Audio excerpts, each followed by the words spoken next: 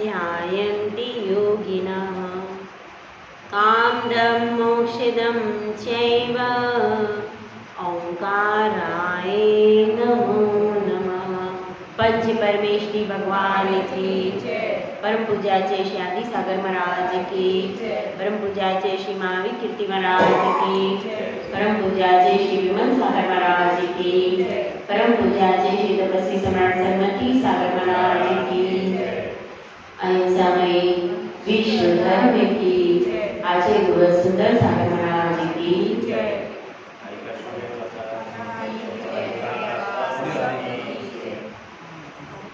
हम गुण स्थान का विवेचन सुन रहे हैं। चेतन राजा दीक्षा लेने के लिए तैयार हो गया और देखिए एक वह जीव कुमार था जो कि चौथे गुण स्थान से नीचे गिरकर दूसरे में आया, दूसरे से वापिस पहले में आ गया और पहले से फिर वापिस तीसरे में आ गया। सबको याद है उसकी कहानी? तो वह वापिस तीसरे में आ गया, लेकिन अब वह प्रतिपल विशुद्धि को बढ़ाता जा रहा है, विशुद्धि को बढ़ाता जा रहा है।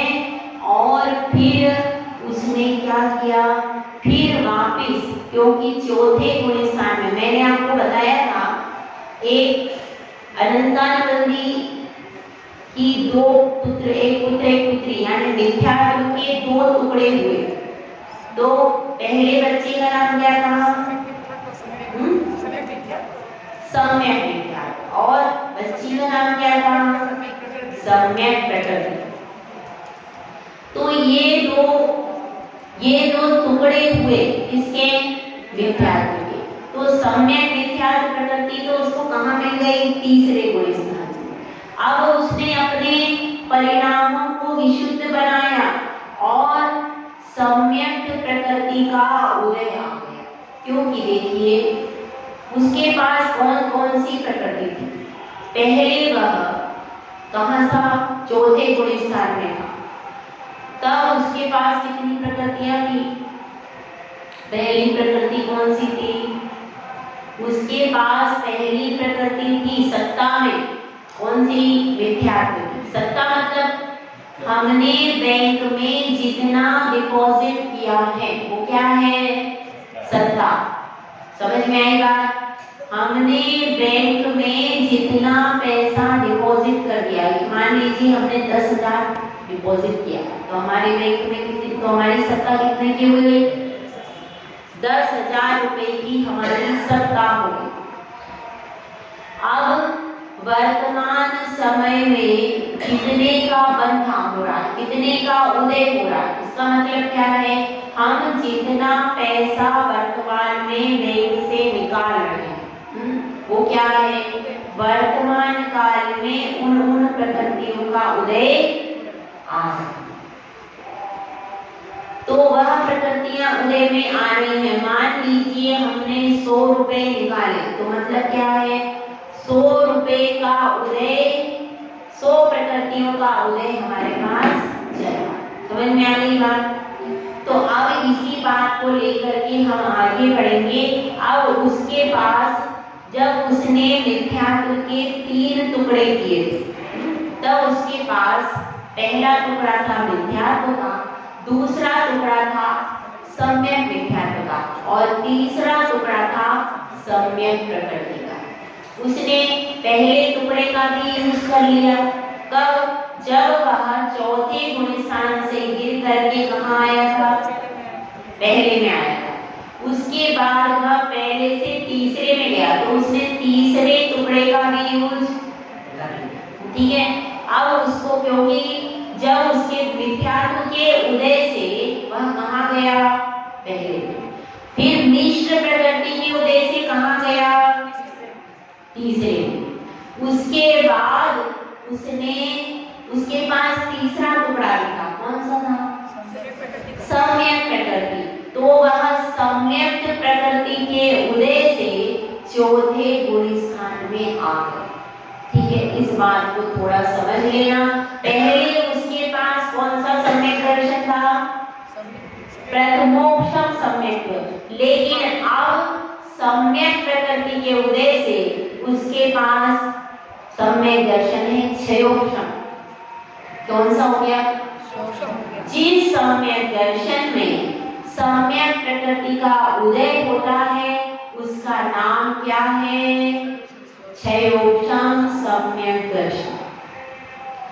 अब थोड़ा सा चतुर्थ गुण स्थान के बारे में समझ लेते हैं। चतुर्थ गुण स्थान में मुख्यतः 3 प्रकार के जीव हैं, ठीक है। पहला कौन है? उपशम सम्यक दृष्टि। क्या नाम है पहला? उपशम सम्यक दृष्टि। दूसरे नंबर पर कौन है? क्षयोपशम सम्यक दृष्टि। और तीसरे नंबर पर कौन है? क्षायिक सम्यक दृष्टि। ये मुख्य बता दिए, और भी कई भेद प्रभेद होते हैं लेकिन मुख्य 3। तो हम इसको थोड़ा सा समझ लेते हैं। पहला कौन है? जिसने कभी भी आज तक मिथ्यात्व से सम्यक दर्शन की प्राप्ति नहीं। ऐसा मिथ्या दृष्टि, अनादि मिथ्या दृष्टि जीव जब पहली बार सम्यक दर्शन प्राप्त करता है तो उसका नाम होता है प्रथमोपशम सम्यक दर्शन। याद है आपको अनंतानुबंधी जो यंत्र दिया था तांत्रिक ने, उसका नाम क्या था? प्रथमोपशम सम्यक यंत्र। यानी जैसे ही वो प्रथमोपशम सम्यक दर्शन प्राप्त होता है उसके प्रभाव से मिथ्यात्व के 3 टुकड़े हो जाते हैं। और जो पावरफुल मिथ्यात्व था वह कैसा हो जाता है? शक्तिहीन हो जाता है। तो अब क्या हो रहा है? उपशम में क्या होता है? उसके पास सत्ता में अनादि मिथ्या दृष्टि के 5 प्रकृतियां होती हैं। अनंतानुबंधी, क्रोध, मान, माया और लोभ एवं मिथ्यात्व। कितनी हो गई प्रकृतियां? 5। यही 5 अनादिकाल से जीव के पास में रहती हैं। लेकिन जब वह प्रथमोपशम सम्यक दर्शन प्राप्त करता है तो उस यंत्र के माध्यम से, यंत्र कहें या भेद विज्ञान कहें, उस भेद विज्ञान के माध्यम से क्या होता है कि उसके पास अनादिकाल से मिथ्यात्व था उसके 2 टुकड़े और हो जाते हैं। और उन 2 टुकड़ों का नाम क्या है? पहले का नाम है सम्यक मिथ्यात्व और दूसरे का नाम है सम्यक प्रकृति। अब उसके ऊपर डिपेंड करता है। पहली बार वह प्रथमोपशम सम्यक दर्शन प्राप्त करके कहाँ चला गया? चौथे में, ठीक है। और इसका काल कितना है प्रथमोपशम सम्यक दर्शन का? अंतर्मुहूर्त, ठीक है। उसके बाद यदि वह उस काल के पूरा होने के पहले अनंतानुबंधी कषाय का उदय आ जाता है, वह अपने परिणाम खराब कर लेता है तो क्या होगा भाई? तो वह दूसरे में आ जाता है और फिर उसका काल पूरा हो जाता है अंतर्मुहूर्त, तो वापिस फर्स्ट में आ जाता है। समझ में आया आपको पूरा प्रोसीजर? ये उसका प्रोसीजर है पहले में वापिस आने का। अब उसके पास तीनों टुकड़े हैं कि नहीं भाई? हैं। आपके पास 10,000 रुपए थे, आपने 100 रुपए निकाल लिए तो आपके पास 90,000 तो अभी बचे कि नहीं? बचे। तो इसी प्रकार से उसने केवल एक प्रकृति यूज की। कौन सी? उसने पहले कौन सी? सम्यक दर्शन उपशम। जो भी उसके पास जितनी भी सत्ता में 5 प्रकृतियां थी उनका उपशम कर दिया, ठीक है। उसके बाद वह वापिस क्या करता है? वापिस जब नीचे आ जाता है तो उसके पास अब 2 ही प्रकृतियां बची। कौन सी? सम्यक मिथ्यात्व और सम्यक प्रकृति। वह यदि चाहे तो इनमें से किसी भी गुण स्थान में जा सकता है। तो अब वह क्या करता है? अब वह नीचे से दोबारा ऊपर जाता है। जैसे ये तीसरे में गया था, याद है आपको? ये तीसरे में गया। उसके बाद यह इसके पास सम्यक प्रकृति की सत्ता है कि नहीं? है, तो अब यह चाहे तो वापिस चौथे गुणी स्थान में भी जा सकता है। लेकिन इस बार जब चौथे में पहुंचेगा तो उस सम्यक का नाम बदल जाएगा, उसका नाम होगा क्षयोक्षम सम्यक दर्शन। समझ में आ गई आपको बात आ गई समझ में? तो अब उसको क्या, अब ये थोड़ा सा समझ लीजिए, उपशम, क्षायिक और क्षयोक्षम तीनों चीजों को समझ लीजिए, पहले लिखना नहीं। पहले उपशम का मतलब क्या है, जिसमें मिथ्यात्व, अनंतरवर्ती चार, इन 5 प्रकृतियों का उपशम होता है, वो उसका नाम क्या है? प्रथमोपशम। ठीक है। उसके बाद अगला ये आप समझिए कि एक आपके पास गिलास है, आपने उसमें फिटकरी डाल दी, पूरा उसका मैल कहाँ चला गया? नीचे। तो ये कौन सा हो गया? उपशम। दूसरा गिलास था, दूसरा गिलास, उसमें भी मैल था, आपने उसमें फिटकरी घुमाई, थोड़ा मैल तो ऊपर को आ गया और थोड़ा सा नीचे चला गया। तो जो मैल ऊपर को आ गया उसको अपन ने क्या किया? निकाल दिया, लेकिन अभी नीचे वाला तो बाकी है। इसका मतलब यह है कि कुछ प्रकृतियों का तो क्षय हो गया और कुछ प्रकृतियों का उपशम हो गया, तो ये मिक्स हो गया, मतलब क्षयोपशम, क्षय भी है और उपशम भी है। ठीक है, तो अपने को इसको समझना है, ये कौन सा सम्यक दर्शन है? इसमें सर्वघाती स्पर्धकों का क्षय और देशघाती स्पर्धकों का उदय होता है, उसको क्या कहते हैं? क्षयोक्षम। सम्यक प्रकृति देशघाती प्रकृति है और मिथ्यात्व, अनंतानुवर्ती चार, ये सर्वघाती प्रकृति है। ठीक है, तो इनका तो क्षय हो जाता है, सर्वघाती स्पर्धकों का उदयाभावी क्षय, उदय में आने वाले निषेकों का अभाव, इसको समझें, उदय में आने का अभाव कैसे हो जाता है। जैसे आपकी कोई सहेली है, ममता जी, देखो आज आप बगल बगल में बैठे, ममता जी आपके घर पर आई, अब वह क्या है, दरवाजे पर खड़ी हुई, तैयार हुई, अपने घर से निकल गई और तुरंत आपने क्या सोचा कि मुझे तो आज बाहर जाना है, और आपने क्या किया, बीच में ही उनको कोई मिल गया, कौन मिला?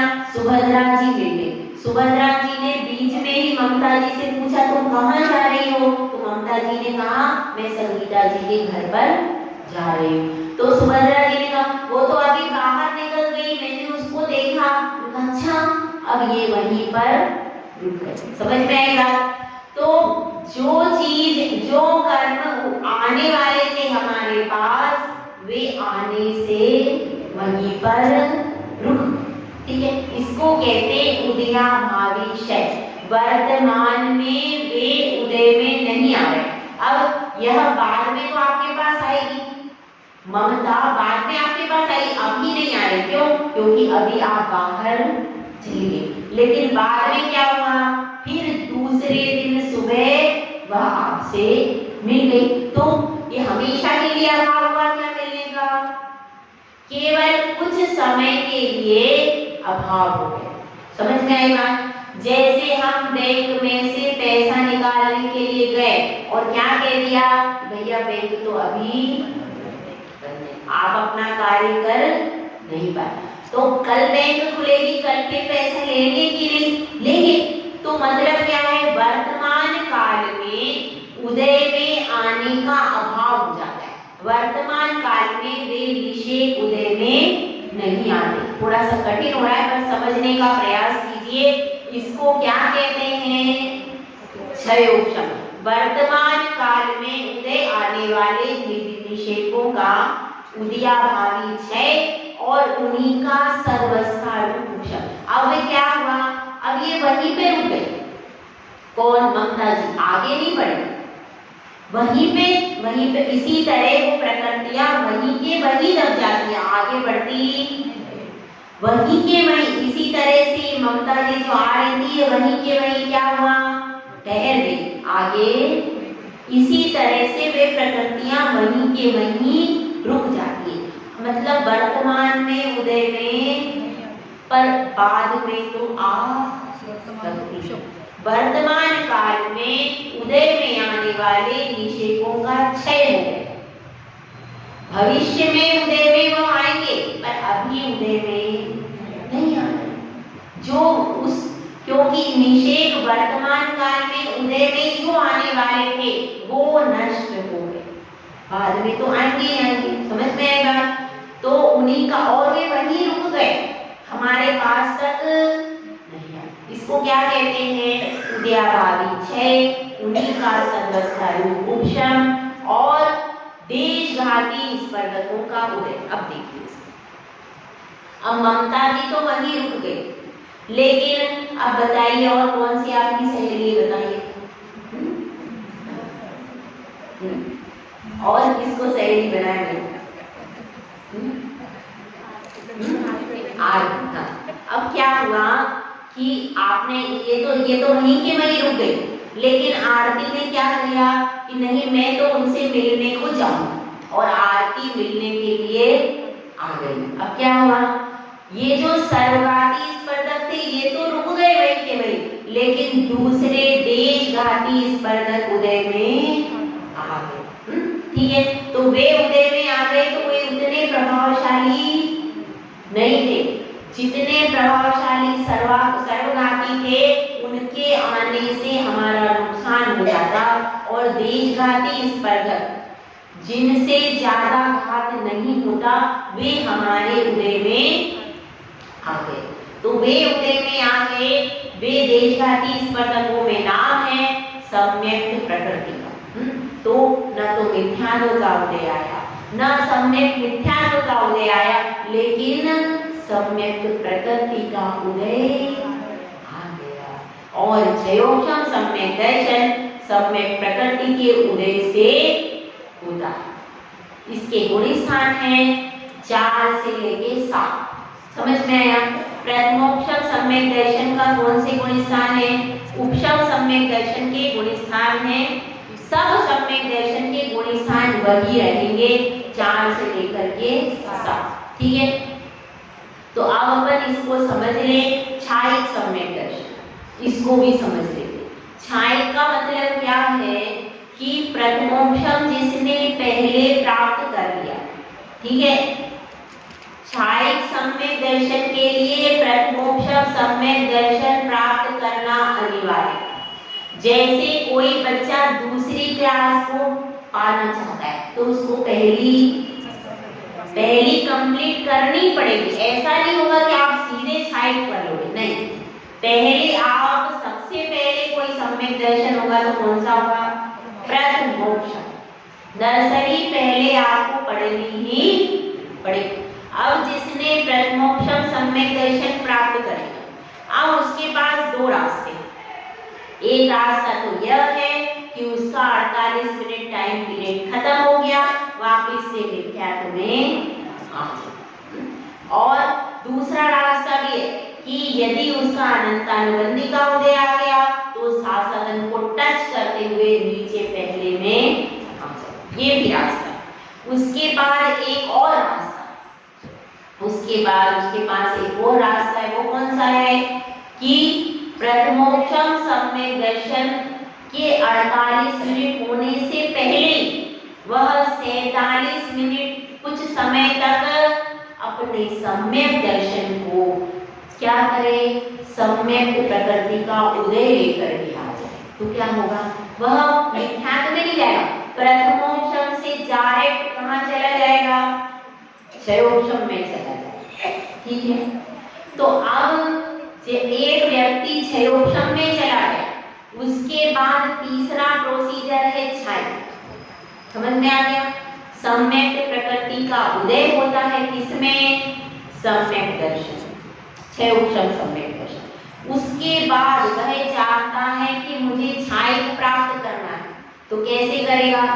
अब छायिक सम्यक दर्शन का प्रोसीजर यह है कि अनंतानुबंधी कषायचा मिथ्यात्व, सम्यक मिथ्यात्व और सम्यक प्रकृति, इन सब को जड़ मूल से वो खत्म, जैसे कि गिलास रखा था पानी का, ठीक है, हमने फिटकरी घुमाई, ठीक है, अब उसमें सब मैल क्या हो गया, पूरा ऊपर को आ गया, पूरा मैल हमने निकाल दिया और अब गिलास में बिल्कुल भी मैल, एकदम क्लीन पानी।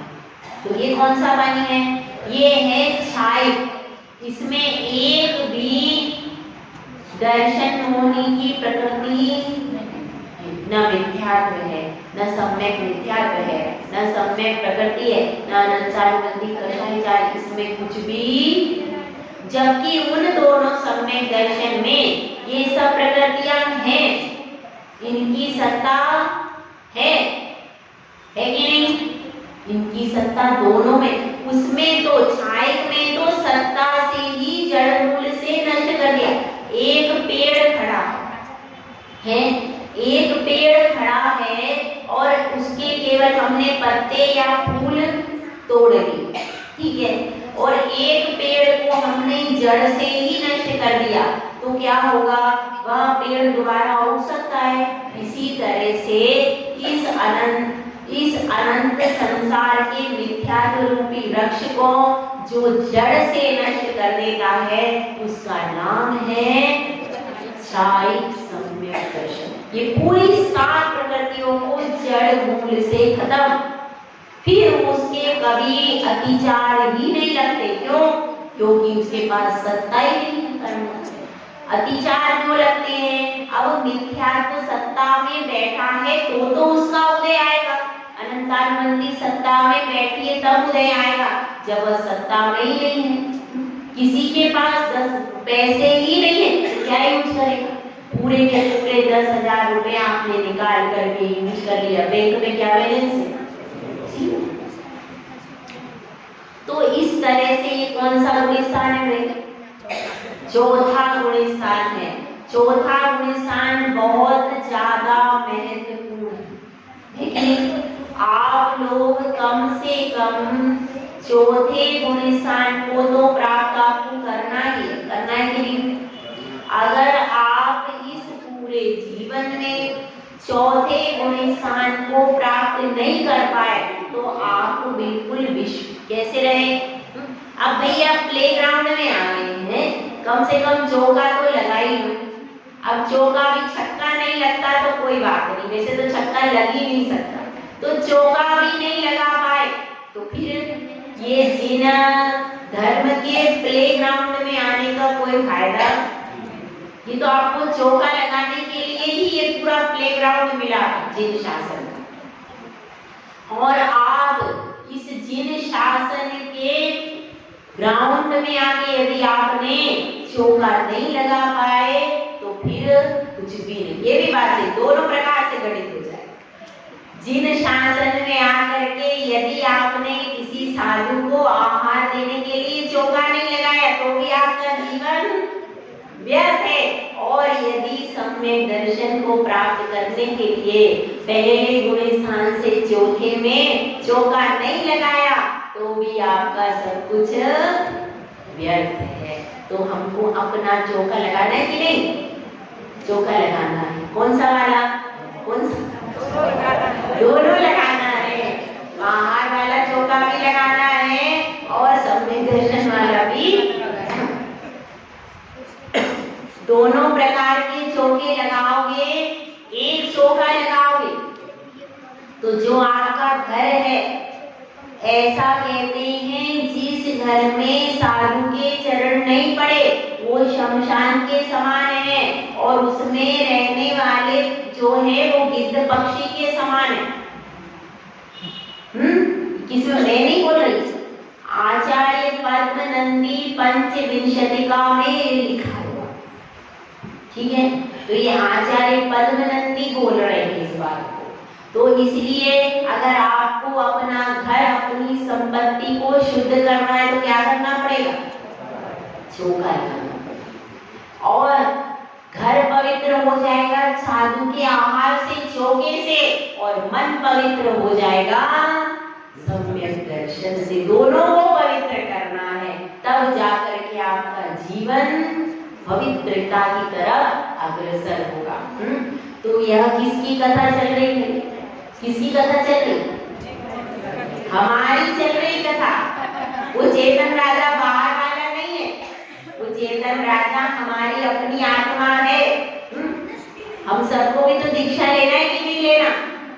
लेना है, लेना है दीक्षा। तो अब उसकी क्या निकल रही है?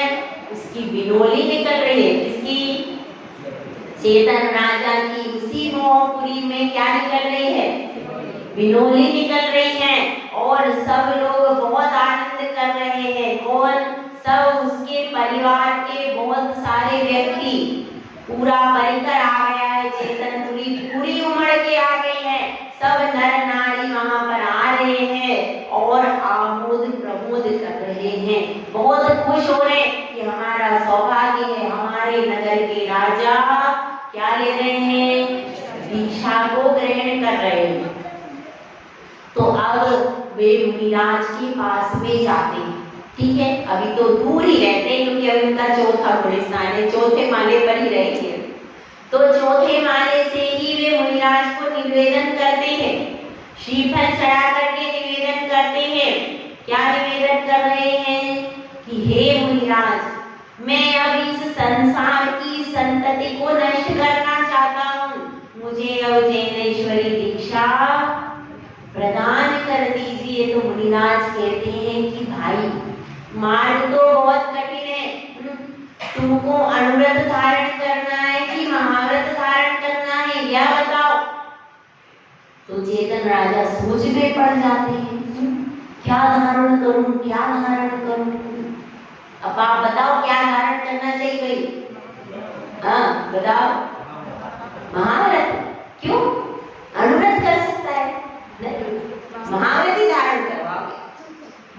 तो चेतन राजा सोचने लगते हैं, लेकिन फिर पास तभी चेतना रानी पास में आ जाती है। वो कहती है, हे मेरे नाथ, आप क्या सोच रहे हो? क्योंकि देखना, आप यदि सोचोगे ना कुछ तो महिलाएं जरूर बीच में बोलेंगी, वो टोके बिना नहीं रह सकती। अगर आप कुछ सोचने लगे, क्या सोच रहे हो, एकदम। तो ऐसे ही चेतना रानी बोलने लगी कि हे नाथ, आपको सोचने की क्या आवश्यकता है? अरे अब मुनिराज सामने बैठे हैं, छोटे छोटे काम नहीं करना, अपने को तो बड़े काम करना है। और अब आप तो जैनेश्वरी दीक्षा ले लो, निर्बंध दीक्षा ले लो, पता नहीं कल भाव बने कि नहीं बने, पता नहीं कल क्या हो। इसलिए मौके का फायदा उठा ले। हम हर जगह मौके का फायदा उठाते। जब लगी थी ना वहां पर, कहां पर, तो उसको देखने के लिए 12 से 3 के लिए भी जा सकते हैं। उस समय हम पूरा फायदा उठाते हैं छुट्टी का, है। और हर प्रकार से हर जगह, कहीं साड़ियों की सेल लगी हो तो हम क्या करते हैं, जब वो सेल उतर जाती उसके बाद जाके, नहीं, मौके का फायदा उठाओ, जल्दी जल्दी आ जाओ, सस्ते में चले जाते तुरंत। उसमें हम ऐसा नहीं होता कि सेल उतर जाए उसके बाद, अरे पहले दिन जाते, मौके का फायदा उठाते। और कहाँ उठाते? हर जगह उठाते। कहीं कोई कन्या बहुत अच्छी है और आपको लग रहा है कि ये शीलवान संस्कारवान कन्या है, तो फिर आपको पूरी डिटेल मिली तो तुरंत आप उसको तय कर देते हो कि भैया यदि मौका छूट गए तो परेशानी में पड़ेंगे, कहीं उल्टी सीधी आ गई तो भैया करेंगे। तो इसलिए तुरंत तुम कर लेते हो, तुरंत उसमें देर, उस मौके का फायदा उठाओ। और भी कहीं कोई नई स्कीम चल रही हो, बैंक है, अकाउंट है, और भी कहीं लाइफ इंश्योरेंस की, और कोई विज्ञापन में, हाँ ये विज्ञापन आ रहा है, उसमें लिखा है अब आप यहाँ 50% फ्री, 50% फ्री, भले उसमें कुछ भी नहीं हो, अंदर भूसा बनाओ लेकिन वो फ्री मिलती है तो तुरंत अरे मौके का फायदा उठाओ और तुरंत उसको लेकर आ जाते हैं। और अब क्या है, इसके साथ में ये पूरा सेट, कुछ और सेट मिलता है, कहीं टॉवेल मिलती है, कहीं साथ में दूसरी कंघी मिलती है, कुछ ना कुछ गिफ्ट मिल रहा है स्पेशल, तो तुरंत जा करके खरीद लेंगे। हर मौके को उठाना, हम मौके का लाभ उठाना हम जानते हैं।